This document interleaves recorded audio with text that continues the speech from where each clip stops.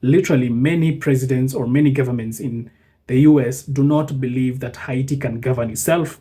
They do not believe that a black country can really exist and compete. They don't believe that there can be autonomy in this country. They didn't want Haiti to become a republic. They didn't want a success story to come from Haiti because that one will threaten the fabric and the policies of the United States then with a president who was a slave owner himself.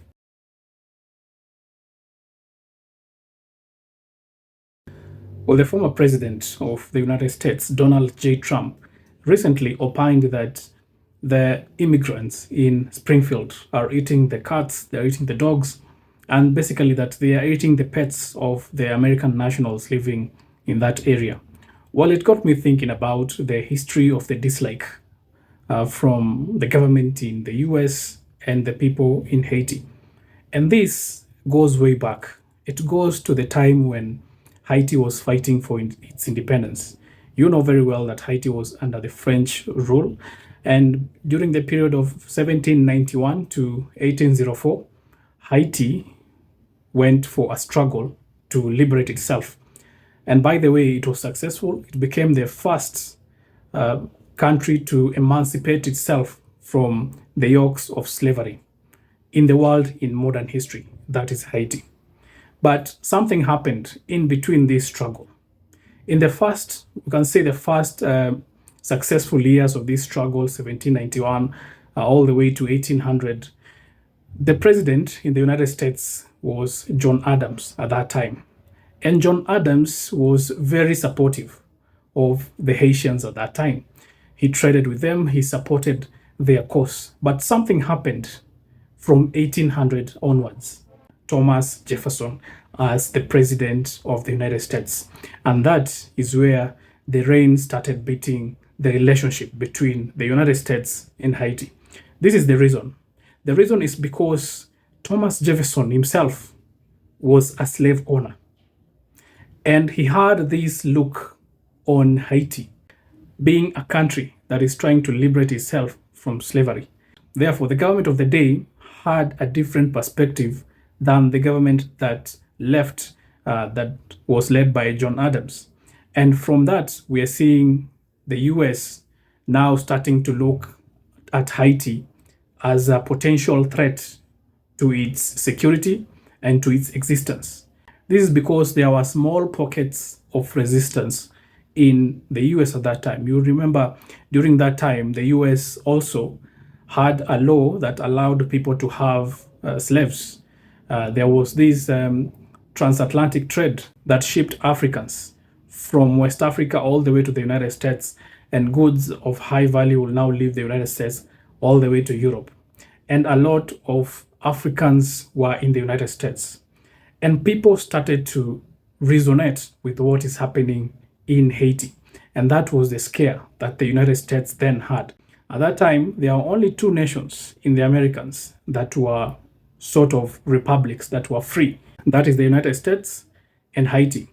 And many people revered Haiti. For example, Simon Bolivar, the liberator of many countries in Latin America, Colombia, Peru, Venezuela, went to Haiti himself to learn about the struggle that Haitians put to emancipate themselves from the French. So it is after the regime change in the United States that we started seeing the difference in perspective of the US towards Haiti, because there were many slaves in the US who started getting inspiration from Haiti to revolt against their owners, to revolt against the laws that were put in place. So all through, after Haiti got its independence, the United States did not recognize the country. For 6 good decades, that is 60 years, the United States refused to acknowledge the nation of Haiti as a nation that will stand on its own and trade with the United States as an independent country. That meant that the US, together with France and other nations that were working together, choked Haiti to become a country that is less developed, and that also built up to the woes that Haiti is facing even today. Well, fast forward this to 1915 when the US went into Haiti for an occupation or an invasion, as you may want to call it. From 1915 to 1934, the US went into Haiti, and the US troops were in Haiti. They literally invaded the country. Now, during this time, the men and women who occupied Haiti from the United States exported what they found in Haiti. Well, they found a culture that was very rich in African traditions. They found a culture that was very, very different from what they know in the United States, including the way they worship. And here I'm talking about voodoo. The picture that these troops took from Haiti to the United States was that these people are not worshiping the way we worship. They are not believing the way we believe.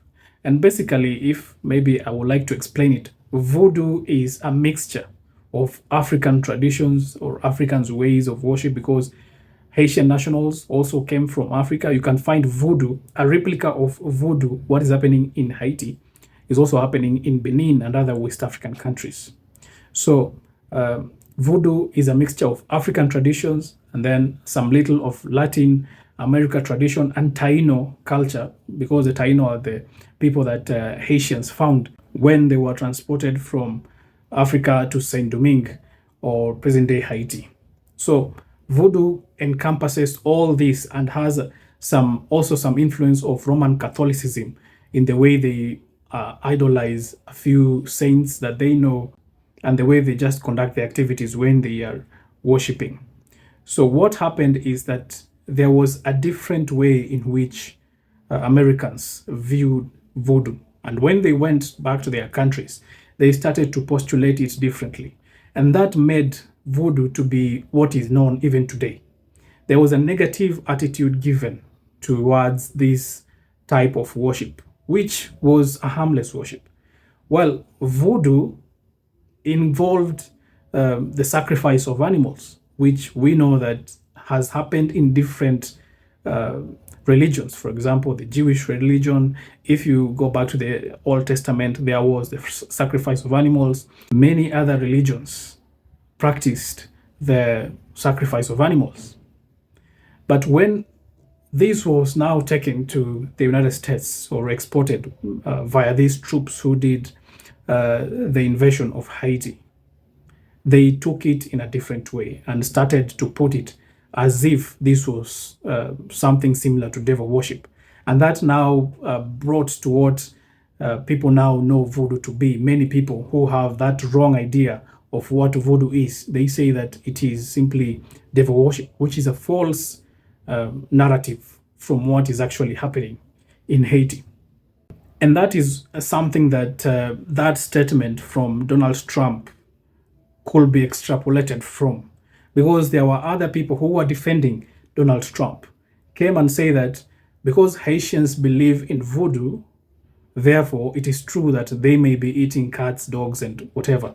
Because that is a false statement. That is a false narrative, because that is not the way that religion was conducted. In fact, there are other Haitians who don't practice voodoo today and believe in the same beliefs that Africans or Americans or Europeans or wherever you're coming from have regarding Christianity, or whether they ascribe to Islam or any other religion.